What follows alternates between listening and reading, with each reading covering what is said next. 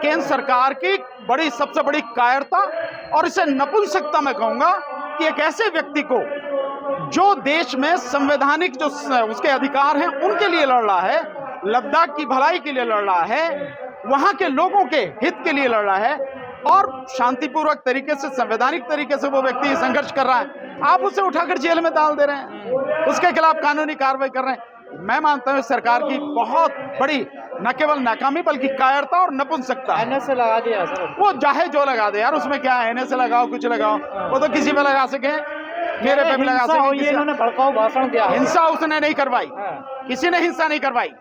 उन्होंने तो बल्कि लोगों से कहा कि इस तरह का कोई भी काम करने की जरूरत नहीं है, हिंसा करवानी होती तो बहुत पहले करवा देते। वो तो हमेशा से जो है शांतिपूर्वक तरीके से सोनल वांगचुक काम कर रहे हैं, हमेशा से। बीजेपी का उन्होंने कभी नहीं किया। बीजेपी का दफ्तर भी फूंक तो दिया। सोनल वांगचुक ने फूका था क्या? किसने फूका?